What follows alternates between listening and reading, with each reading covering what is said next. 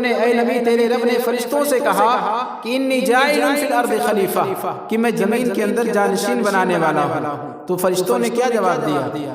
اتجعل فیہا من یفسد فیہا، اے اللہ تو انسانوں کو پیدا کرنے جا رہا ہے، انسان کو بسانے جا رہا ہے زمین کے اندر جو زمین میں فتنہ فساد مچائیں گے. قالوا اتجعل فیہا من یفسد فیہا ویسفک الدماء، زمین کے اندر جا کر خون خرابہ کریں گے. وَنَحْنُ نُسَبِّحُ بِحَمْدِكَ وَنُقَدِّسُ لَكَ، اے اللہ اگر تیرا مقصد ان کی تخلیق کا، اس آدم کو بنانے کا تیرا مقصد یہ ہے کہ یہ تیری عبادت کرے گا یا اس کی آنے والی نسل تیری عبادت کرے گی، تو ہم عبادت کے لیے کافی ہیں. نَحْنُ نُسَبِّحُ بِحَمْدِكَ وَنُقَدِّسُ لَكَ قَالَ إِنِّي أَعْلَمُ مَا لَا تَعْلَمُونَ. اللہ کا بھرم دیکھیں، ہم انسانوں کے تعلق سے اللہ رب العالمین نے کہا سنو میرے فرشتوں، میں جو جانتا ہوں تم نہیں جانتے. اللہ نے انسانوں کو پیدا کیا، ایک طرف انسان ہیں اور دوسری طرف جانور ہیں، اور سب سے اوپر کون ہے؟ فرشتے ہیں. ان تینوں مخلوقات کا آپ موازنہ کریں. میں آپ کو اسلام کی باریکیاں سمجھانے چلا ہوں، وہ باریکیاں جو انشاءاللہ آپ سمجھ جائیں گے تو آپ اپنے انسان ہونے پر اور اس سے بڑھ کر کے مسلمان ہونے پر فخر محسوس کریں گے. اللہ رب العالمین کے فرشتوں نے کہا، اعتراض کیا تھا، لیکن اللہ نے کہا تھا جو میں جانتا ہوں تم نہیں جانتے. اللہ نے فرشتوں کو پیدا کیا جو صرف دن رات اللہ کی عبادت کرتے ہیں، ہر نفس، ہر لمحہ، ہر سانس وہ اللہ کی تسبیح میں، تحمید میں، تکبیر میں، تحلیل میں، اللہ رب العالمین کی پاکی بیان کرنے میں، اللہ رب العالمین کی حمد و ثنا میں بھی گزارتے. کوئی لمحہ ایسا نہیں گزرتا جس میں اللہ کی تسبیح تحمید نہ بیان کرتے ہو. یہ فرشتے ہیں. کیوں؟ کیونکہ ان کو کھانے کی ضرورت نہیں ہے، ان کے پیٹ نہیں ہے، ان کے شرمگاہ نہیں ہے، ان کو نہ کھانے کی شہوت، نہ اشتہا، نہ پینے کی جو ہے اشتہا، نہ ہی شرمگاہ کی شہوت پوری کرنے کی شہوت. دوسری طرف جانور ہیں. آپ جانوروں کو دیکھتے ہوں گے وہ دن رات کیا کرتے ہیں؟ کھاتے ہیں، پیتے ہیں، لید کرتے ہیں. کھانا پینا لید کرنا ہی صرف ان کا کام ہے. وہ صرف پیٹ کی اشتہا اور خواہش کو پوری کرتے ہیں اور اسی میں مگن رکھتے ہیں، اور کیا کرتے ہیں؟ شرمگاہ کی شہوت پوری کرنے میں مست رہتے ہیں. ایک طرف جانور، دوسری طرف فرشتے. فرشتے دن رات اللہ کی عبادت میں مشغول. ایک طرف جانور، وہ بھی اللہ کی تسبیح میں بیان لگے رہتے ہیں. ہم نہیں جان سکتے لیکن ظاہر سے معلوم ہوتا ہے کہ وہ اللہ کی عبادت نہیں کرتے، نہ وہ ہماری طرح مکلف ہیں، بلکہ وہ اللہ کی عبادت سے کہیں دور ہیں. لیکن اللہ کہتا ہے وَإِن مِّن شَيْءٍ لَّا يُسَبِّحُ بِحَمْدِهِ، نہیں ہے کوئی چیز دنیائی فانی کے اندر سوائے اللہ کی تسبیح بیان کرتی ہے، اللہ کی عبادت بیان کرتی ہے، اللہ کی عبادت کرتی ہے. ہم نہیں سمجھ، وَلَٰكِن لَا تَفْقَهُونَ تَسْبِيحَهُمْ، لیکن تم ان کی تسبیح نہیں سمجھ سکتے. جانور ظاہراً یہ دیکھا جاتا ہے کہ وہ پیٹ کی شرمگاہ کی شہوت میں مست رہتے ہیں، اور انسانوں کو اللہ نے پیدا کیا تو اس کے اندر جانوروں کی جبلت بھی رکھی اور ملکوتی صفات بھی رکھی. جیسے فرشتے ہمیشہ اللہ کی عبادت میں لگے رہتے ہیں، ایسے انسانوں میں بہت سارے لوگ اللہ رب العالمین کی عبادت میں لگے رہتے ہیں. جس عبادت کے پہلو کو اللہ رب العالمین نے قرآن کریم میں انسانوں کی تخلیق کا مقصد گردانا ہے. وَمَا خَلَقْتُ الْجِنَّ وَالْإِنسَ إِلَّا لِيَعْبُدُونَ، اے لوگو ہم نے انسانوں اور جناتوں کو صرف اپنی عبادت کے لیے پیدا کیا ہے. تو جیسے فرشتے اللہ کی عبادت میں لگے رہتے ہیں، انسان بھی اللہ کی عبادت کرتے ہیں. اور دوسری طرف ایسے کچھ انسان آپ کو، یا اکثر انسانوں کو آپ دیکھیں گے جو جانوروں کی زندگی گزارتے ہیں، جن کا مقصد صرف پیٹ پالنا اور شرمگاہ کی ناجائز شہوتیں پوری کرنا ہوتا ہے. وہ جانور وہ بن جاتے ہیں، جبکہ اللہ رب العالمین نے انسانوں کو جب پیدا کیا تو کہا تمہارے اندر پیٹ بھی ہے، تمہیں شرمگاہ بھی میں نے دی ہے، اور میں بھی بتاؤں، میں نے ہی بتایا ہے یہ جائز طریقہ ہے. اس کے ذریعہ سے تم کیا کرو؟ حلال طریقے سے اپنے پیٹ کی شرمگاہ، اپنی پیٹ کی شہوت پوری کرو، اشتہا پوری کرو، خواہش پوری کرو، اور شرمگاہ کے ذریعہ سے تم کیا کرو؟ اپنی جائز شہوت پوری کرو. یہ طریقہ بتا دیا. یہ نہیں کہ اللہ نے ہمیں جانور بنایا ہے کہ جانور جیسے ہوتا ہے، بھوک لگی کسی کے بھی کھیت میں منہ ڈال دیا، اپنی پیٹ کی اشتہا اور خواہش کو پوری کر لیا. کسی کو بھی دیکھا جانور نے، اس سے اپنی شہوت پوری کر لیا، چاہے وہ روڈ پہ ہو، چاہے چوراہے پہ ہو، چاہے گزرگاہوں پہ ہو، چاہے شاہراہ عام پہ ہو، کہیں بھی وہ لگ جائے، اپنی جو ہے مادے سے وہ اپنا شرمگاہ کی شہوت پوری کر لے۔ انسان بنایا ہے، جانور نہیں بنایا ہے۔ انسان سے اوپر جانور ہیں اور جانوروں سے انسان جانوروں سے اوپر ہے اور انسانوں سے اوپر کون ہے؟ فرشتے ہیں۔ لیکن ایک پہلو میں یہ بھی سمجھا دوں کہ یہ بیچ میں ہو کر انسان اگر اللہ کے بتائے ہوئے طریقے پر اپنے پیٹ اور اپنے شرمگاہ کی شہوت پوری کرتا ہے تو یہ انسان ہونے کے باوجود یہ فرشتوں سے افضل ہو جاتا ہے، اور یہی فرشتے اسی انسان کا سجدہ کرتے ہیں۔ اللہ نے جب فرشتے حضرت آدم علیہ السلام کو پیدا کیا، فرشتوں کے سامنے پیش کیا، تو فرشتوں نے جو اعتراض کیا تھا علم کے ذریعہ سے وَعَلَّمَ آدَمَ الْأَسْمَاءَ كُلَّهَا، اللہ نے آدم کو پورے ناموں کی جو ہے تفصیل بتا دی، ان تمام چیزوں کو اللہ نے پیش کیا۔ فرشتوں سے کہا، فرشتوں اعتراض کر رہے تھے انسان کو بنانے سے پہلے، کیوں بنانے جا رہا ہے؟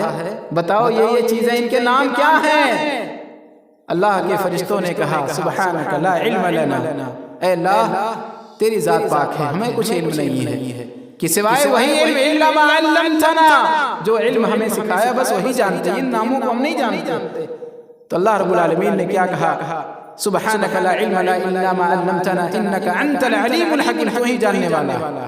اللہ نے کہا یا آدم انبئہم باسمائہم، اے آدم ان چیزوں کے نام ان کو بتا دو جو تیری خلقت پہ تیری تخلیق پہ اعتراض کر رہے تھے، ان کو ان کا نام بتا دو۔ علم اتنی بڑی دولت ہے، سن لو مسلمانوں، سن لو انسانوں، اگر تمہارے پاس علم خدا نہیں ہے، علم رب نہیں ہے، رب کے نام کی تعلیم نہیں ہے، تم دنیا کی کوئی بھی ڈگری لے کر کے چلے آؤ، دنیا کا کوئی بھی علم تم حاصل کر لو، اچھے سے اچھا ڈاکٹر بن جاؤ، اچھے سے اچھے انجینئر بن جاؤ، لیکن یاد رکھو اگر 2 رکعت نماز پڑھنے کا طریقہ نہیں معلوم ہے تو ایسا علم تمہیں نجات نہیں دلا سکتا، ایسا علم تمہیں نجات نہیں دلا سکتا۔ وہ علم جو اللہ رب العالمین کے نام کا علم ہوتا ہے، وہ سب سے پہلے آیت کریمہ اللہ کے نبی جناب محمد رسول اللہ صلی اللہ علیہ وسلم پہ نازل ہوتی ہے، اقرأ بسم ربک الذی خلق، پڑھیے رب کے نام سے۔ رب کے نام کی جو پڑھائی ہوتی ہے نا اسی میں تربیت ہوتی ہے، ورنہ آج بہت بڑھیا ڈاکٹر مل جائیں گے لیکن بیماریوں کی کمی نہیں ہے، اچھے سے اچھے ڈاکٹر مل جائیں گے۔ آج کووڈ-19 کو کوئی پوری طور پہ ختم کرنے کی گارنٹی نہیں لے سکتا، بیچارے انسان سسک رہے ہیں، پریشان ہیں، اچھے سے اچھے انجینئر بن جائیں گے، لیکن ایک پل ہوتا ہے ہینگنگ پل، وہ ایک لمحے میں دھوست ہو جاتا ہے اور کئی 100 لوگ ایک ہی لقمے اجل بن جاتے ہیں، ایک سیکنڈوں میں لقمے اجل بن جاتے ہیں۔ میرے بھائیو اور دوستو، یہ انسان اللہ رب العالمین نے اس انسان کو حضرت آدم علیہ السلام کو علم سکھایا اور اسی علم کے ذریعہ سے فرشتوں پہ فوقیت دی، اور یہ تعجب کی بات ہے کہ ایک انسان ہے نا جانوروں سے بڑھ کر کے، لیکن اگر وہ اسلام کو فالو نہ کرے، اللہ اور اس کے رسول کے ڈگر کو چھوڑ دے تو پھر وہ انسان وہ جانوروں سے بھی گیا گزرا ہو جاتا ہے۔ کیوں؟ اللہ رب العالمین نے ایک کتے کی مثال آپ لے لیں، کتا ایک کیا ہوتا ہے؟ جانور ہی تو ہے، لیکن اگر آپ اس کتے کو علم سکھا دیں، ٹریننگ دے دیں، ٹرینڈ کر دیں اور اس کتے کو بسم اللہ کہہ کر کے چھوڑیں، شکار لے کر کے آئے، اگرچہ منہ میں دبا لے وہ کتا کہ جب کسی برتن میں منہ ڈال دے تو مائیں بہنیں سن لیں، ایک کتا اگر کسی کسیا یا کتا کسی منہ میں برتن میں منہ ڈال دے تو اس برتن کو 7 مرتبہ دھلنے کا حکم ہے۔ کتنی مرتبہ؟ 7 مرتبہ دھلنے کا حکم ہے۔ لیکن وہی کتا اگر اللہ رب العالمین کے نام کی ٹریننگ دے دیں، آپ اسے علم سکھا دیں، علم دین آپ اسے سکھا دیں، بسم اللہ کہہ کر کے چھوڑیں، وہ کوئی بھی جانور جو ہے آپ نے منہ میں دبا کر کے لائے، اگرچہ اس کا لعاب اس سے لگ جائے، وہ اگرچہ ناپاک لعاب اس سے لگ جائے، اگرچہ وہ جانور ہے، اس کا ذبیحہ ایک طرح سے آپ کے لیے کیا ہے؟ حلال ہو جاتا ہے۔ سبحان اللہ، یہ علم کی برکت ہے۔ لیکن اگر ایک انسان کافر ہے، مشرک ہے، تو پھر اس کا ذبیحہ آپ کے لیے حلال نہیں ہے، اگرچہ وہ انسان ہی کیوں نہ ہو۔ اب تصور کریں ایک انسان کب بنے گا؟ جب انسان اللہ رب العالمین کے بتائے ہوئے طریقے پر اپنے پیٹ اور اپنے شرمگاہ کی شہوت پوری کرے گا۔ یہی تو کمزوریاں ہیں انسانوں کی، ورنہ یہ انسان کیا ہے؟ اشرف المخلوقات ہے، یہ انسان مسجود ملائک ہے، فرشتوں نے سجدہ کیا ہے اس انسان کا۔ کیوں؟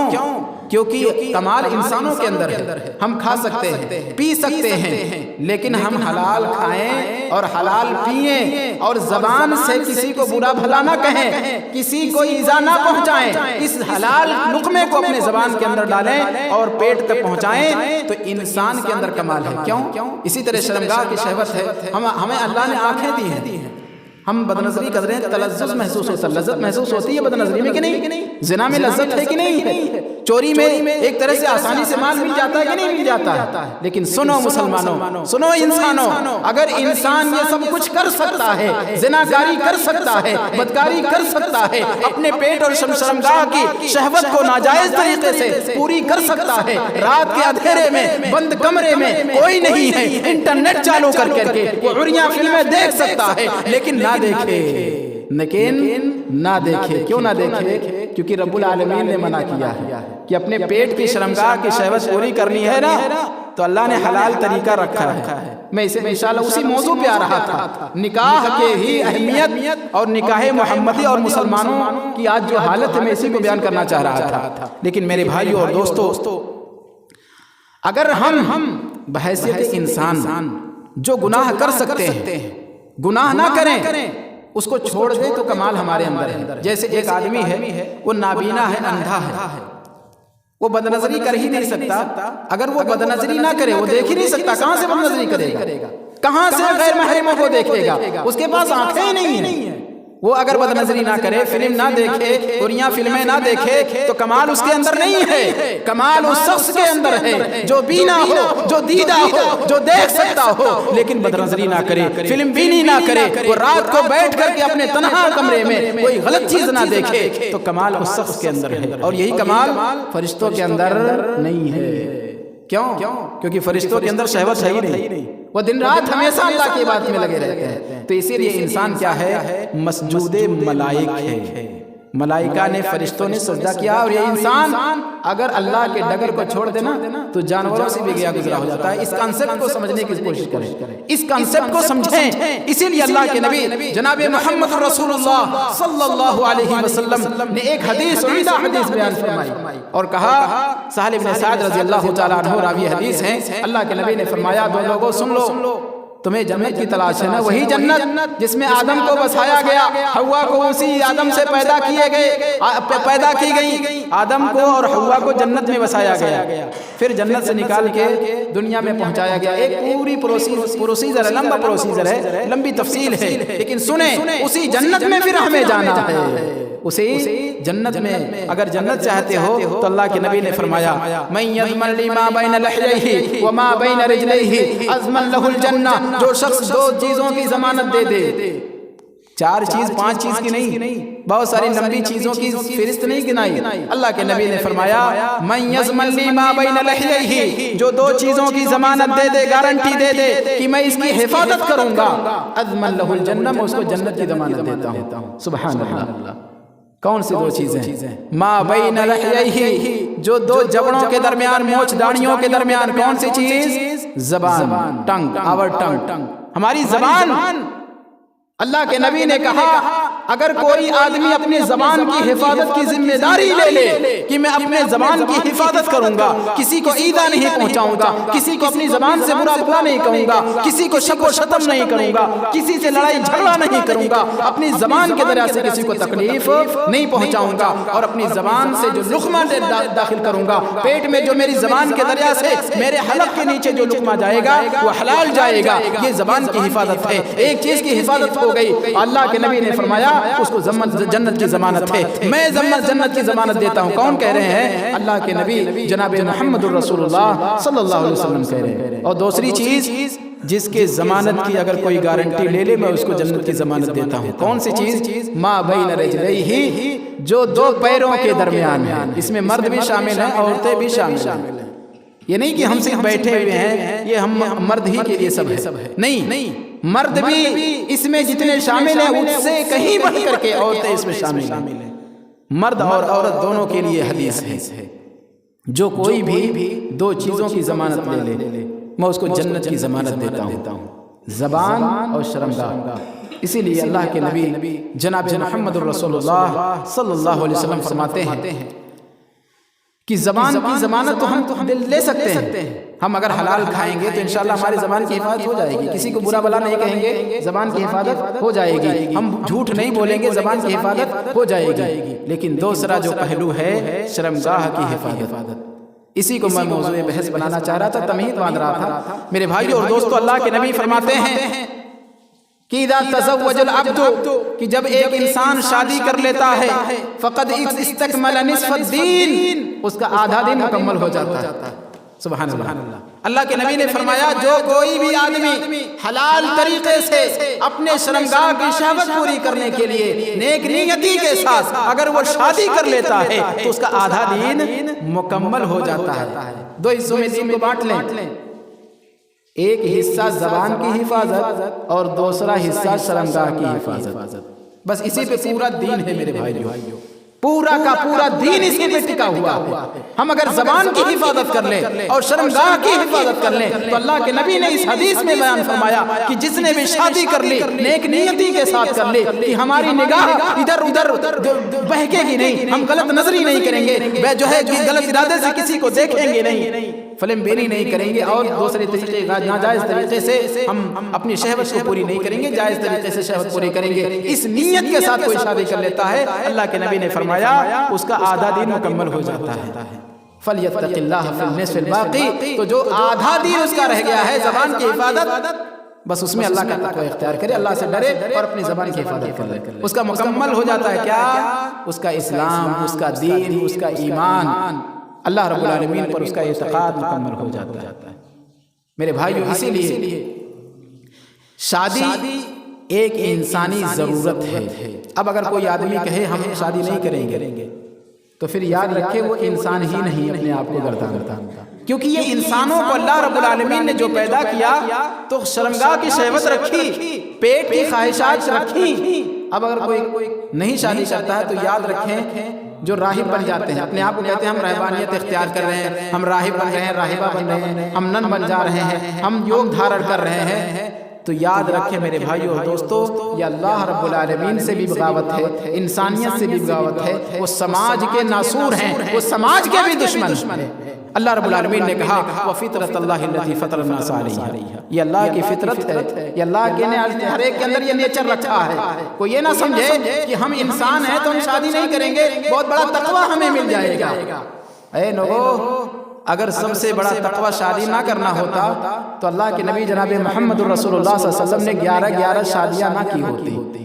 اور جتنے بھی نبی آئے ہیں، اور آپ کو یہ کنسپٹ یہ بھی سمجھا دوں، کوئی بہکانے والا کتنا ہی بہکانے آ جائے آپ کو انشاءاللہ بہکیں گے نہیں۔ ہم اہدنا الصراط المستقیم، ہمیں اللہ سے دعا کرنی چاہیے اور کرتے بھی ہیں۔ ہر سورہ فاتحہ کے اندر ہم کہتے ہیں اہدنا الصراط المستقیم، اے اللہ ہمیں سیدھے راستے کی ہدایت فرما۔ ہم دعا کرتے ہیں نا، صراط مستقیم کیا ہے؟ آگے پھر ہم خود کہتے ہیں صراط الذین انعمت علیہم، ان لوگوں کا راستہ جن پر تیرا انعام ہوا ہے، جن پر تیرا احسان ہوا ہے۔ اور کن لوگوں پر تیرا احسان ہوا ہے؟ اللہ نے دوسری آیت کریمہ میں ارشاد فرمایا وَمَن يُطِعِ اللَّهَ وَالرَّسُولَ فَأُولَٰئِكَ مَعَ الَّذِينَ أَنْعَمَ اللَّهُ، جو اللہ اور اس کے رسول کی اطاعت کرے گا کہاں مانے گا؟ اللہ کا کہاں مانے گا اور رسول کا کہاں مانے گا؟ تو کن کے ساتھ ہوگا؟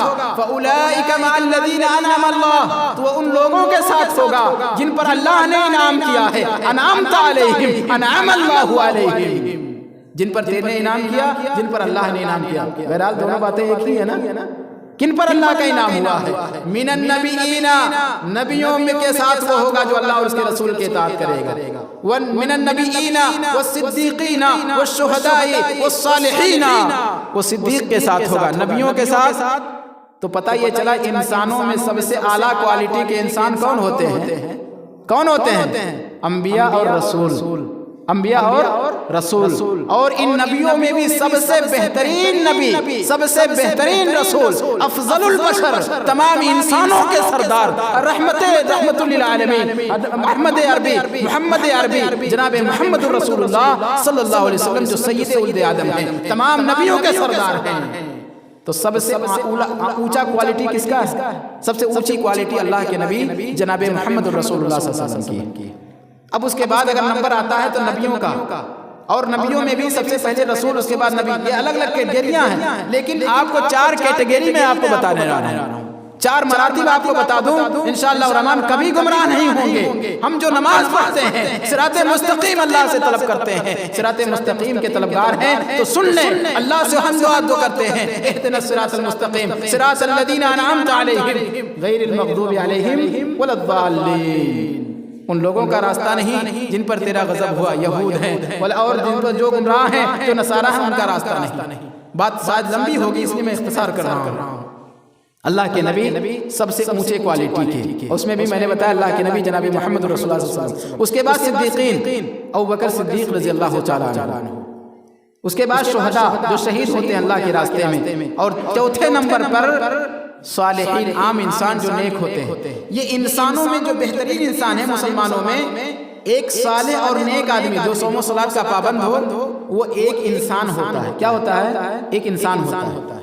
اب وہ صالح کتنا ہی نیک ہو جائے لیکن شہید کے مرتبے کو نہیں پہنچ سکتا۔ آپ تصور کریے گا، میری بات کو ذرا غور سے سنیے گا، ایک صالح آدمی، نیک آدمی، وہ کتنا ہی نیکی میں بڑھ جائے لیکن شہید کے مرتبے کو نہیں پا سکتا، اور ایک شہید کتنا ہی بہترین شہادت کی موت نصیب سے ملے۔ سید الشہداء حضرت حمزہ رضی اللہ تعالیٰ عنہ، کتنا ہی بہترین شہادت کی موت کسے نصیب ہو جائے، وہ صدیق کے مرتبے کو نہیں پا سکتا۔ اسی لیے حضرت ابوبکر کا مقام نبی کے بعد سب سے پہلے ہے۔ ابوبکر کیا تھے؟ صدیق تھے۔ عمر شہید تھے، لیکن عمر کا مقام ابوبکر صدیق سے بڑھ کر نہیں ہے۔ تو شہید کتنا ہی اپنی اچھی شہادت موت سے ملے لیکن صدیق کے مقام و مرتبے کو نہیں پا سکتا، اور صدیق اپنی صداقت میں کتنا ہی بڑھ جائے لیکن نبی کے اور نبوت کے مقام کو نہیں پا سکتا، اور نبی کتنا ہی بڑے اوپر اپنی نبوت پہ پہنچ جائے، یہاں تک کہ سید ولد آدم ہو جائے، امام الانبیاء ہو جائے، وہ اللہ نہیں ہو سکتا۔ تو انسانوں میں سب سے بہترین انسان کون ہے؟ اللہ کے نبی جناب محمد الرسول اللہ صلی اللہ علیہ وسلم۔ اللہ کے نبی صلی اللہ علیہ وسلم نے شادی کی کہ نہیں کی؟ عبداللہ ابن عباس رضی اللہ تعالیٰ عنہ اپنے راوی، اپنے جو ہے شاگرد سے سوال کرتے ہیں، سعید ابن جبیر تابعی ہیں، ان سے سوال کرتے ہیں کیا تم نے شادی کی؟ تو سعید ابن جبیر کہتے ہیں کہ میں نے شادی نہیں کی۔ کیوں بھائی؟ شادی کرو، اور ترغیب دلائی اور کہا تزوج، تو شادی کر، فإن خیر هذه الامة اکثرها نساء، کہ جو اس امت کا سب سے بہترین شخص ہے، یعنی پوری دنیا کے اندر جتنے بھی انسان آئے، سارے انسانوں میں سب سے بہترین، سب سے افضل البشر اگر کوئی آئے تو نبی جناب محمد الرسول اللہ صلی اللہ علیہ وسلم آئے۔ ان کی بھی شادی ہوئی ہے، اور ان کی شادی میں عورتیں زیادہ ہوئی ہیں۔ گویا سب سے زیادہ عورتوں والے کون ہیں؟ اللہ کے نبی جناب محمد رسول اللہ صلی اللہ علیہ وسلم۔ اسی لیے ان لوگوں کو میں رد کرنا چاہتا ہوں جو لوگ یوگ دھارن کر لیتے ہیں، جو لوگ نن بن جاتے ہیں، جو راہب بن جاتے ہیں۔ ہمارے نوجوانوں میں بہت سارے لوگ اس خیالات میں بہت حد تک گمراہ ہو رہے ہیں کہ ہم شادی نہیں کریں گے۔ ارے نوجوانوں کی شادی طے ہو جاتی ہے، مگنی ہو جاتی ہے، یا کسی طرح سے بات پختہ ہو جاتی ہے، تو دوسرے نوجوان اس کو کیا، ارے ایک ہی کے پیچھے جو بندھنے جا رہا ہے، ارے تو اب مقید ہونے چاہ رہا ہے، تو یہ ہونے جا رہا ہے۔ یہ شادی کرنا نبیوں کی سنت ہے، اسی لیے اللہ رب العالمین نے قرآن کریم کے اندر ارشاد فرمایا، اے لوگو وَلَقَدْ أَرْسَلْنَا رُسُلًا مِّن قَبْلِكَ، اے نبی ہم نے آپ سے پہلے بھی بہت سارے رسول بھیجے، آپ آخری نبی ہیں، آپ سے پہلے انگنت نبی اور رسول آئے ہیں۔ وَلَقَدْ أَرْسَلْنَا رُسُلًا مِّن قَبْلِكَ وَجَعَلْنَا لَهُمْ أَزْوَاجًا وَذُرِّيَّةً، اور ہم نے ان سب جو ہے نبیوں کے لیے بیویاں رکھی اور ان کی آل اولاد رکھے، ذریت نسلیں رکھی۔ تو گویا جتنے بھی نبی آئے سب نے شادی کی۔ اللہ کے نبی صلی اللہ علیہ وسلم نے 11 شادی کی۔ میرے بھائی اور دوستو شادی کریں، اور دوسری طرف ایک طرف تو افراط ہے، شادی نہیں کرتے، اور ایسے ہی لوگ کہیں پر جا کر دیکھو 5 سال 6 سال کی بچی سے ریپ کر دیتے ہیں، مار ڈالتے ہیں۔ ان کے اندر جنسی خواہش ہے، جنسی تسکین کے لیے وہ کچھ نہیں دیکھتے، وہ جانور ہو جاتے ہیں۔ اور دوسری طرف ایسے لوگ بھی آپ کو ملیں گے جو اتنے جو ہے اس میں غفلت برتتے ہیں کہ شادی نہیں کرنا چاہتے، حالانکہ ہر مذہب میں شادی ہے نا، ایسا نہیں ہے کہ مذہب اسلام نے صرف شادی کی طرف بدی ہے، شادی ہر ایک کے یہاں ہے۔ ہندو مذہب ہمارے بھائی لوگ ہیں، ان کے ہاں بھی اپنے طور طریقے پہ شادی ہوتی ہے، گھر گرہستی میں وہ لوگ بھی رہنا چاہتے ہیں، اور اللہ کے نبی نے کہا تھا خیرکم خیرکم لأہلی، تم میں سب سے بہتر وہ ہے جو گھر گرہستی والا ہو، جس کے بیوی ہو، بال بچے ہوں۔ صحابہ کرام ایک مرتبہ آئے اللہ کے نبی جناب محمد رسول اللہ صلی اللہ علیہ وسلم کے پاس اور کہا کہ اللہ کے نبی صلی اللہ علیہ وسلم، عثمان بن مظعون رضی اللہ تعالیٰ عنہ نے تبتل کا یعنی عورتوں سے علیحدگی کی اجازت طلب کی کہ میں عورتوں کے پاس نہیں جانا چاہتا، اللہ کے نبی نے روک دیا، اور صحابی کہتے ہیں کہ اگر ان کو اجازت مل جاتی تو ہم خصیہ کرا لیتے، ہم کیا ہو جاتے، خصی ہو جاتے، اتنی نیک نیتی۔ اور کیونکہ یہ انسان کی کمزوری ہے کہ خواہش نفس پوری کرنے کے لیے وہ غلط راستے پہ جا سکتا ہے، پیٹ کی شہوت پیٹ کی اشتہا پوری کرنے کے لیے جیسے ہم حلال و حرام کی تمیز نہیں کرتے، ایسے ہی شرمگاہ کی شہوت میں بھی بہت سارے مگن رہتے ہیں اور وہ حلال و حرام کی تمیز کھو بیٹھتے ہیں۔ تو اس چیز سے بچنے کے لیے اسی لیے اللہ کے نبی صلی اللہ علیہ وسلم کے داماد رسول علی بن ابی طالب رضی اللہ تعالیٰ عنہ کے ساتھ 3 لوگوں کی ایک جماعت اللہ کے نبی صلی اللہ علیہ وسلم کے گھر میں آئی تھی۔ ازواج مطہرات میں سے کچھ بیویاں تھیں، ان سے پوچھا اللہ کے نبی صلی اللہ علیہ وسلم کی عبادت کیسی تھی، چونکہ انسانوں کی تخلیق کس مقصد کے لیے کی گئی ہے، عبادت کے لیے، اللہ کی بندگی کے لیے، اور یہ صحابہ اپنی نیتوں میں خالص تھے، اللہ ہی کی عبادت کرنا چاہتے تھے۔ وہ آئے اللہ کے نبی کے امہات المؤمنات سے، مومنین سے پوچھنے لگے کہ اللہ کے نبی کی عبادت کیسی؟ انہوں نے بتایا اللہ کے نبی صلی اللہ علیہ وسلم رات میں قیام کرتے ہیں، دن میں روزے رکھتے ہیں، اور اس طرح سے جو ہے نیکیاں کرتے ہیں۔ انہوں نے اپنی نیکیوں کو اللہ کے نبی صلی اللہ علیہ وسلم کی نیکیوں کے سامنے بہت کم سمجھا، حالانکہ وہ بھی نیک آدمی تھے نا، بڑی نیکیاں کرتے تھے۔ ان میں سے ایک نے کہا اللہ کے نبی صلی اللہ علیہ وسلم جبکہ آپ کے کیا ہیں، گناہ بخشائے ہیں، آپ کے اگلے اور پچھلے تمام گناہ معاف ہیں، آپ اتنی نیکیاں کرتے ہیں تو ہم کتنی نیکیاں کیوں نہ کریں؟ آپ دیکھیں ان کی نیت خالص تھی۔ اس میں سے ایک نے کہا میں روزانہ روزہ رکھوں گا، کبھی افطار نہیں کروں گا، یعنی روزانہ میرا روزہ ہی میں گزرے گا۔ دوسرے نے کہا میں رات بھر تہجد کی نماز پڑھوں گا، کبھی سوؤں گا نہیں۔ تیسرے نے کہا میں عورتوں سے شادی نہیں کروں گا، میں عبادت کروں گا۔ اللہ کے نبی جب آئے، ازواج مطہرات نے خبر دی ایسے ایسے لوگ آئے تھے اور ایسا ایسا کہہ کر کے گئے ہیں، آپ کی عبادت کے بارے میں پوچھا تھا۔ اللہ کے نبی صلی اللہ علیہ وسلم منبر پہ کھڑے ہو گئے، آپ نے خطبہ ارشاد فرمایا اور اسی کے درمیان ان 3 لوگوں کو ڈانٹا ڈپٹا اور کہا کنتم قلتم قضا و قضا، کیا تم نے ایسا ایسا کہا؟ سن رکھو، شادی نہ کرنا، نہ سونا اگر عبادت ہوتی اور تقوی اختیار کرنے کا ذریعہ ہوتا تو میں تم سے آگے ہوتا اس چیز میں۔ اور اللہ کے نبی نے کہا واللہ انی لاخشاکم للہ واتقاکم لہ، اللہ کی قسم میں تم میں سب سے زیادہ اللہ کا تقوی اختیار کرنے والا ہوں اور سب سے زیادہ اللہ رب العالمین سے ڈرنے والا ہوں، لیکن میرا حال کیا ہے؟ اب اپنا نبی اپنا طریقہ بیان کر رہے ہیں، غور سے سنیے میرے بھائیو، اللہ کے نبی اپنا طریقہ بیان کر رہے ہیں۔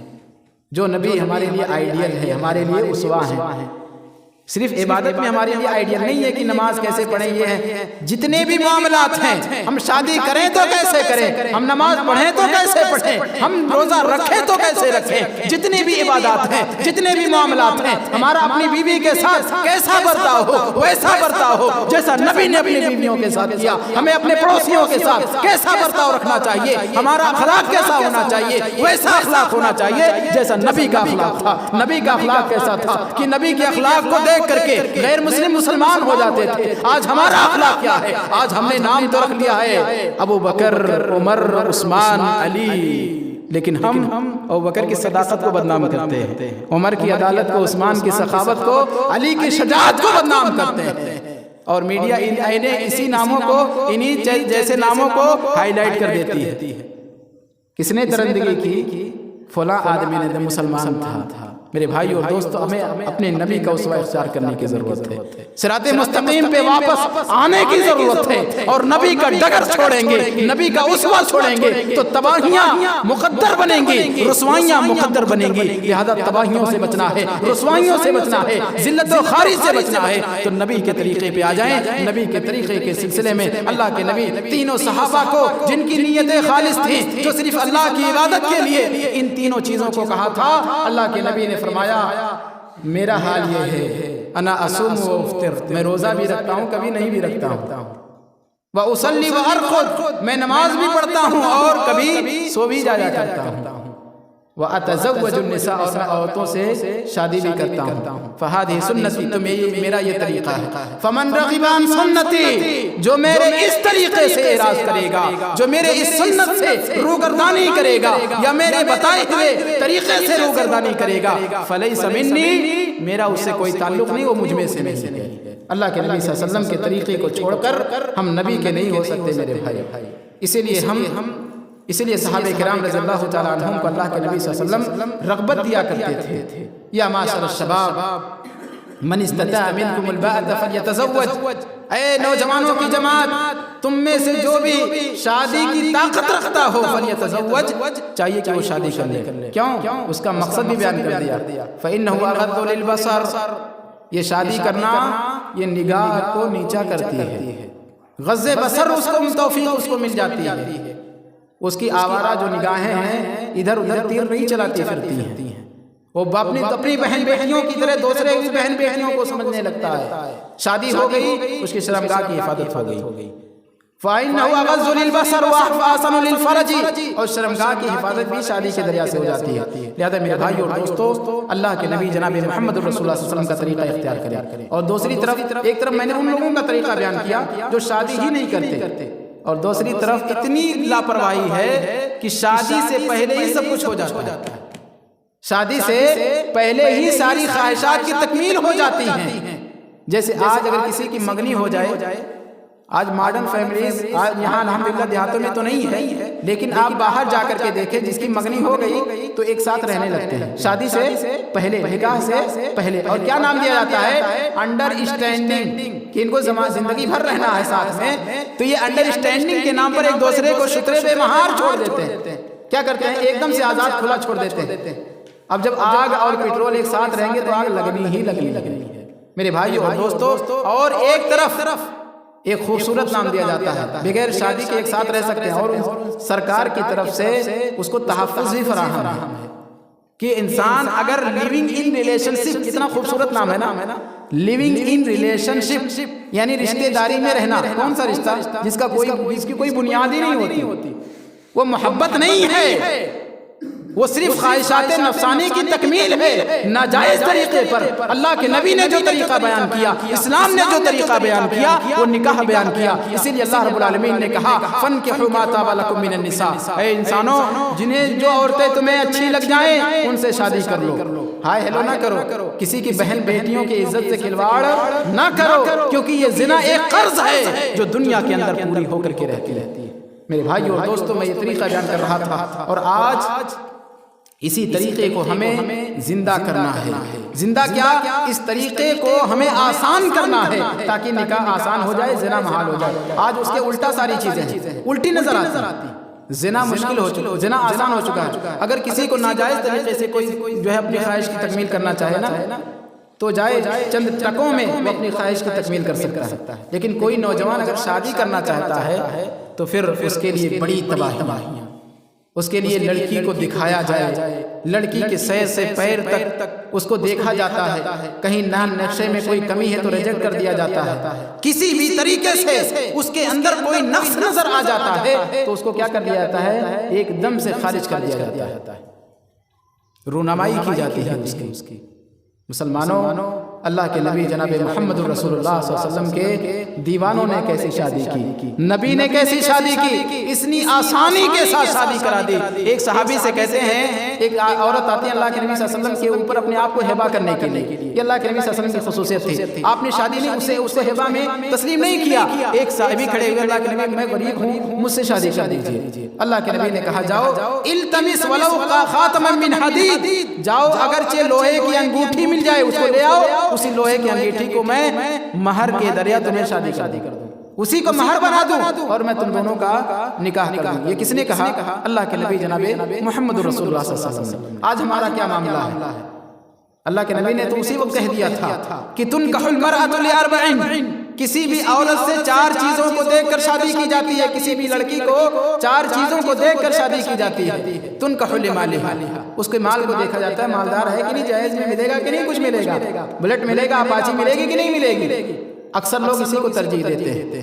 ولی حسبھا، کچھ لوگ ہوتے ہیں جو اس مالداری کے ساتھ ساتھ حسب و نسب یعنی دلیحالی اور ننیحالی رشتے بھی دیکھتے ہیں کہ اس کا خاندان اچھا ہے کہ نہیں اچھا، ولی جمالھا، اور اس کی خوبصورتی کو بھی دیکھا جاتا ہے، بلکہ آج انہی تینوں چیزوں کو صرف دیکھا جاتا ہے شادی میں، انہی تینوں چیزوں کی، خوبصورت ہے کہ نہیں ہے، مال والی ہے کہ نہیں ہے، اچھے خاندان والی ہے کہ نہیں ہے، تین چیزوں میں کہیں کمی ہے، رشتہ ریجیکٹ، کوئی بھی دینداری کو ترجیح نہیں دیتا ہے الا ماشاءاللہ۔ اسی لیے اللہ کے نبی صلی اللہ علیہ وسلم نے چوتھی وجہ بتائی کہ کسی لڑکی سے چوتھی وجہ سے بھی شادی کی جاتی ہے، وَلِدِينِهَا، اس کے دینداری کی وجہ سے، فَاظْفَرْ بِذَاتِ الدِّين۔ اللہ کے نبی نے صحابی کو وصیت کی کہ تم دیندار لڑکی کو ترجیح دے کر کے تم کامیاب ہو جاؤ، اور یقین مانو اگر آج ہم دینداری کو ترجیح دے دیں تو نہ کوئی مسلمان لڑکی کنواری بیٹھی رہے گی، نہ کسی غریب کی بچی بیچاری بوڑھی ہوگی، نہ کوئی خودکشی کرنے پہ مجبور ہوگا، نہ کوئی باپ اپنی بیٹی کو بوجھ سمجھے گا۔ آج اگر کسی غریب کے ہاں دینداری ہے، مال نہیں ہے، روپیہ پیسہ نہیں ہے، جہیز میں دینے کے لیے کچھ نہیں ہے، نمائش کے پاس اس کی کچھ نہیں ہے، تو اس کی دیندار بیٹی بیچاری بالوں میں چاندی آ جایا کرتی ہے، وہ بیچارہ بوڑھا باپ رات کی نیندیں کھو چکا ہوتا ہے، اس کے اوپر جوانی میں ہی بڑھاپا نظر آنے لگتا ہے۔ میرے بھائیو، ہم کیا ہیں؟ مسلمان ہیں، کہتے ہیں کہ نبی کے چاہنے والے ہیں۔ ارے نبی نے کیسی شادی کی؟ عبد الرحمن ابن عوف کا واقعہ میں بیان کر دوں، بات شاید لمبی ہو رہی ہے، اگر بات لمبی ہو تو مجھے بتائیں، بات لمبی ہو جائے میرے بھائیو اور دوستوں، میں اختصار کر رہا ہوں۔ حضرت عبد الرحمن ابن عوف، آج ہم کتنے مالدار ہیں؟ اپنے آپ کو مالداری میں نمبر 1 نمبر 2 دیکھنا چاہتے ہیں، ہم اپنی چودراہٹ قائم کرنا چاہتے ہیں نا، اسی لیے جب اپنی شادی کرتے ہیں تو جہیز کی نمائش کرتے ہیں، اور اس کے ساتھ ساتھ اتنے بلورو آ رہے ہیں، اتنے اسکارپیو ہو رہی ہیں، اتنی جو ہے گاڑیاں آئی ہماری جو ہے بیٹی کی بارات میں۔ میرے بھائیو اور دوستو، حضرت عبد الرحمن ابن عوف، صحابی رسول، جو آج کے دور کے حساب سے عرب پتی تھے، بلکہ پورے مدینے میں وہ نمبر 1 کے امیر تھے، لیکن اپنی شادی کرتے ہیں، کیسی کرتے ہیں؟ عبد الرحمن ابن عوف فجر کی نماز پڑھنے آتے ہیں، اللہ کے نبی صلی اللہ علیہ وسلم پوچھتے ہیں عبد الرحمن ابن عوف تمہاری یہ کندھے پہ یہ زرد نشان کیسا ہے، یہ پیلے پیلے نشان، زعفران کے نشان کیسے ہے؟ ایک قسم کا جو خوشبودار جو ہے رنگ ہوتا تھا، زعفران نامی خوشبو، جس کو عام طور پہ شادی کے وقت استعمال کیا جاتا تھا۔ اللہ کے نبی نے پوچھا یہ زعفرانی رنگ کیسا ہے؟ عبد الرحمن ابن عوف عرب پتی کہ جب وہ ان کا انتقال ہوا تو ان کی عورتوں کو، ان کے ورثہ کو کروڑوں کروڑوں روپے ان کے ورثہ کو تقسیم کیا گیا، یہاں تک کہ آتا ہے ٹنگاری سے کاٹ کر، ٹانگی سے کاٹ کر سونا جو جمع تھا اس سونے کو کاٹا گیا، ٹنگاری سے کاٹا گیا، اور اس کے بعد تقسیم کیا گیا۔ وہ عرب پاتی آدمی شادی کر کے فجر کی نماز پڑھنے آتے ہیں، آج ہمارے یہاں دولہا دلہن آ جائیں تو پھر کئی دن کی نماز غائب، کتنے ہی نمازی ہو لیکن شادی کے دن نماز نہیں پڑھے گا۔ عبد الرحمن ابن عوف شادی کر کے فجر کی نماز میں نبی کے ساتھ مصلی ہیں، نبی کے ساتھ نماز پڑھنے آ رہے ہیں۔ نبی نے پوچھا کیا ہے؟ کہا کہ یہ میں نے شادی کر لی اللہ کے نبی صلی اللہ علیہ وسلم، اور وہ بھی انصاریہ عورت سے، لیکن یاد رکھیں اللہ کے نبی صلی اللہ علیہ وسلم میں نے ایک گٹھلی کے برابر سونا دیا ہے، سونا بہت تھا لیکن مہر میں غلو نہ ہو، کئی لوگ ایسی اس کو جو ہے ایک نمونہ نہ بنا لے کہ عبد الرحمن ابن عوف نے اتنا دیا تھا تو میں اتنا دوں گا۔ آج ہوتا ہے ہمارے سماج معاشرے میں، فلاں کی بیٹی کو اتنا ملا تو ہماری بیٹی کو اتنا کیوں نہیں ملا، ہم اپاچی دے رہے ہیں تو ہماری بیٹی کو اتنا ملنا چاہیے۔ مہر میں غلو نہیں کرنا میرے بھائیو۔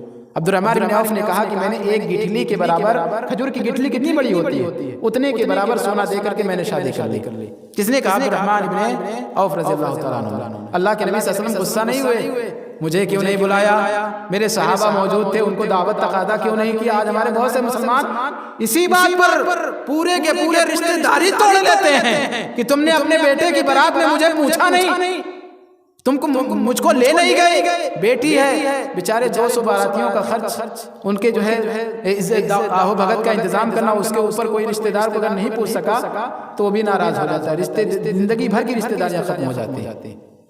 عبد الرحمن بن عوف سے اللہ کے نبی صلی اللہ علیہ وسلم نے یہ نہیں کہا تم نے مجھے کیوں نہیں پوچھا، میرے صحابہ کو کوئی نہیں بلایا، نکاح کس نے پڑھایا، تمہارا کیسے نکاح ہو گیا کہ میں ہی نہیں جان سکا، ایسا نہیں۔ اللہ کے نبی صلی اللہ علیہ وسلم نے کہا اولم ولو بشاتن، سنت اور مسنون طریقہ بیان کیا۔ کاشی کا اللہ تعالیٰ تمہیں برکت دے، تمہارے اہل و عیال میں برکت دے، تمہارے مال و منال میں برکت کی دعا فرمائی، اور کہا اولم ولو بشاتن، جاؤ ولیمہ کرو، اگرچہ ایک بکری کا ولیمہ کیوں نہ کرو۔ یہ نبی کا طریقہ تھا، نبی کے چاہنے والوں کی سنت یہ تھی، لیکن ہم نے رسم و رواج کے چکر میں اس نکاح جیسی عبادت کو ہم نے تجارت بنا لیا ہے، اس سے جو ہے روپے پیسے ایٹھنے کا ذریعہ بنا لیا ہے۔ ورنہ یاد رکھو ہماری بیٹیاں ہم کیسے کہہ لیں کہ ہم جہیز دیں، اور جہیز دینے والے دلیل بھی پکڑتے ہیں، اور دلیل کس کی؟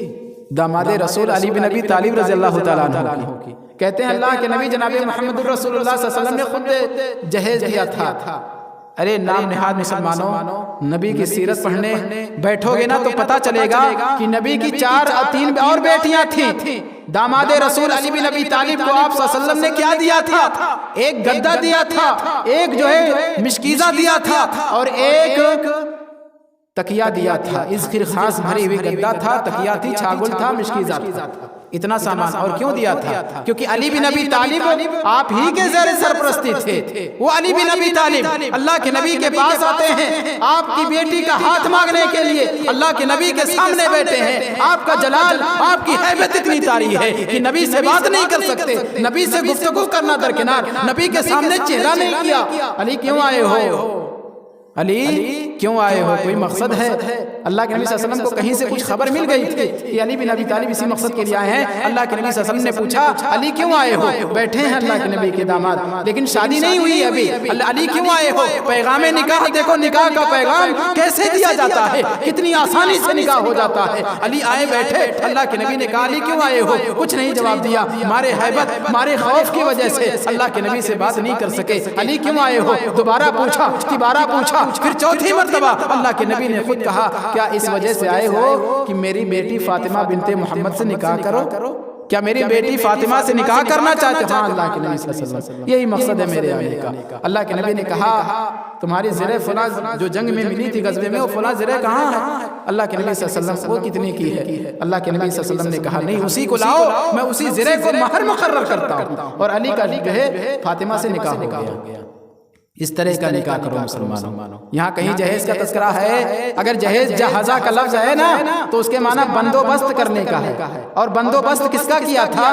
علی کا گھر بسا کر کے۔ اور کیوں کیا تھا؟ کیونکہ آپ کے ماتحتی میں تھے، بہت روپیہ پیسہ آپ کے پاس نہیں تھا، کیونکہ آپ ہی کے زیر سایہ رہتے تھے، آپ کے چچا زاد بھائی تھے، آپ کے ساتھ ہمیشہ رہتے تھے، ان کا کوئی بینک بیلنس نہیں تھا، اسی لیے نبی صلی اللہ علیہ وسلم نے ان کا گھر بسانے کے لیے ان کے لیے بندوبست کیا۔ یہ جہیز ہے میرے بھائیو، یہ جہیز وہیز نہیں ہے، نبی کو بدنام نہ کریں۔ اگر نبی نے جہیز دیا ہوتا اپنی بیٹی فاطمہ کو جو سب سے چھوٹی ہیں، تو اوپر کی 3 بیٹیوں کو ام کلثوم وغیرہ کو آپ نے کیا دیا ہوتا؟ جہیز دیا ہوتا۔ کہ نبی نے ایک بیٹی کو جہیز دیا، 3 بیٹیوں کو جہیز نہیں دیا، یہ تو ظلم ہے میرے بھائیو۔ نبی کو بدنام نہ کرو، اسلام کو بدنام نہ کرو میرے بھائیو۔ اگر دینا ہے اپنی بیٹیوں کو، اگر دینا ہے اپنی بہنوں کو تو وراثت میں حق دو، اپنی بہنوں کو آپ ان کا حق دو جو رب العالمین نے متعین کیا ہے۔ کیا حق دیا ہے؟ وَلِلنِّسَاءِ نَصِيبٌ مِّمَّا تَرَكَ الْوَالِدَانِ، کہ ہر بہن کے لیے جو والدین چھوڑ کر کے جائے نا، اس میں بھی اس کے بھائی کے جیسے ہی نصیبہ ہے، اس کا جتنا حق بنتا ہے اس کا آدھا اس کی بہن کا بھی بنتا ہے۔ اگر ہم خدا نخواستہ بھائی ہیں، اپنی بہن کو کتنا ہی جہیز دے دیں، لیکن اگر اس کا حق نہیں دیا جو قرآن میں بیان کیا ہے، تو پھر کل قیامت کے دن ہماری گردن نپ سکتی ہے۔ اللہ تعالی ہمیں کھڑا کر کے پوچھے گا تو نے اپنی بہن کا حق ادا کیا تھا کہ نہیں کیا تھا؟ اگر نہیں دیا، ارے ہم نے جہیز دے دیا، بہت ہو گیا۔ جہیز یہ حق نہیں ہے، حق میں اللہ رب العالمین نے جو حق بیان کیا ہے، وَلِلنِّسَاءِ نَصِيبٌ مِّمَّا تَرَكَ الْوَالِدَانِ، والدین نے چھوڑا ہے اس میں اس کا 1/2 حصہ اس کا بنتا ہے، وہ نہیں دیا تو اللہ کے ہاں آپ کی باز پرس ہوگی میرے بھائیو۔ اور بارات کے ذریعہ سے بھی نکاح کو کیا کر دیا گیا ہے؟ بہت مشکل کر دیا گیا ہے۔ جبکہ بارات کیوں جاتی تھی؟ پہلے آپ تصور کریں، آج سے 50 سال پہلے، 60 سال پہلے یا 100 سال پہلے آپ چلے جائیں، اسی ہندوستان کے اندر جب شادیاں ہوتی تھی، آج بھی شادیاں ہوتی ہیں، بارات جایا کرتے ہیں، لیکن بارات کا تصور آیا کہاں سے، جس کو ہم نے بوجھ سمجھ لیا، اور بوجھ ہے بھی بارات، 200-400 لوگوں کا کھانا کا ایک ساتھ انتظام، اتنے آئٹم اور اتنے جو ہے ڈشز، اور اس میں بھی اگر دال نہیں ہے، اگر نمک کم ہو گیا تو اس پہ بھی میرے بھائی وہ بارات کا جو تصور ہے وہ ڈاکوؤں سے بچانے کے لیے تھا۔ پہلے راجہ رجواڑا کا زمانہ تھا، جو بیچارے جاتے تھے بارات، جو 4-5 لوگ اگر گئے، آج ماشاءاللہ گاؤں یہاں ہے، آپ کا بیلبنوا ہے، آپ کا سریا ہے، آپ کا یہ ہے تو وہ ہے، آپ کے قریب گاؤں ہے، لیکن پہلے 10 کوس کے بعد ایک گاؤں آتا تھا۔ اب اگر اس گاؤں سے اس گاؤں میں بارات گئی ہے، واپس آ رہی ہے، تو ڈاکو لوگ کیا کرتے تھے؟ لوٹ لیا کرتے تھے۔ اسی ڈیفنس کے لیے، حفاظت کے لیے، تحفظ کے لیے 10 لوگ، 100 لوگ، 50 لوگ، جو بھی اپنی وسعت ہوتی تھی اسی کے بقدر لوگ جایا کرتے تھے، 2 دن 1 دن رہتے تھے، پھر واپس آتے تھے، اور سلامتی کے ساتھ گھر واپس آ جایا کرتی تھی بارات، دولہا دلہن کو واپس لایا جاتا تھا۔ لیکن میرے بھائیو، آج ہم خود کیا ہو چکے ہیں؟ خود ڈاکو ہو چکے ہیں، خود جاتے ہیں، باپ بیچارہ اس کے اوپر ویسے بوجھ ہے اپنے بیٹے کے سلسلے میں۔ میرے بھائیو اور دوستو، بہت ساری چیزیں ہیں، ان تمام رسومات کو ترک کرنا ہوگا، یہ نبی کا اسوہ نہیں ہے۔ ایک بات یاد رکھیں کہ نبی کا اسوہ یہ بھی ہے کہ جو نبی نے کیا ہے اس کو کریں۔ نبی نے نکاح کیا، صحابہ نے نکاح کیا، ہم کریں، جس طریقے سے کیا اسی طریقے سے کریں، یہ بھی سنت ہے۔ وہ سبب تھا، نبی نے نکاح کیا، سبب ہے، اس میں ایک سبب نکاح ہے، اس میں آپ جہیز دے سکتے تھے، آپ سب کچھ جو آج کل ہو رہا ہے وہ سب کچھ ہو سکتا تھا، لیکن نبی نے نہیں کیا۔ یہ سنت ترکیہ ہے، یعنی وہ چھوڑ کر کے آپ سنت اختیار کر سکتے ہیں۔ جو نبی نے کیا، نکاح خوانی ہوتی ہے، مہر دی جاتی ہے، ولیمہ ہوتا ہے، یہ سنت ہے، لیکن جو نبی کر سکتے تھے نہیں کیا، اس کو چھوڑنا سنت ہے، اس کو سمجھ جائیے میرے بھائیو۔ اور جہاں سے بھی کمی آ رہی ہے، جو دوسروں کی سنتیں ہیں، اللہ کے نبی نے فرمایا من تشبہ بقوم فہو منہم، جو کسی قوم کی مشابہت کرے گا اس کے عمل میں، اس کے قول میں، اس کے کردار میں، تو انہی میں سے ہے۔ ہمیں نبی کی سنت کو زندہ کرنے کی ضرورت ہے۔ انہی باتوں پر اپنی بات ختم کرتا ہوں، اللہ رب العالمین سے دعا کرتے ہوئے، بار الہ تو ہم کہی ہوئی باتوں میں بہترین باتوں پر عمل کرنے کی توفیق عطا فرما۔ اللہ رب العالمین جو بھی صراط مستقیم سے بھٹکے ہوئے ہیں ان کو صراط مستقیم کی توفیق عطا فرما۔ اقول قولی ھذا استغفر اللہ لی ولکم ولسائر المسلمین فاستغفروہ انہ الغفور الرحیم۔ اب آئیے میں اپنے بعد آخری خطاب کے لیے فضیلت الشیخ عبداللہ اصلی صاحب کو دعوت دوں گا کہ وہاں آئیں اور قیمتی پند و نصائح کے ذریعہ ہم تمام سامعین کو مستفید فرمائیں۔ آخری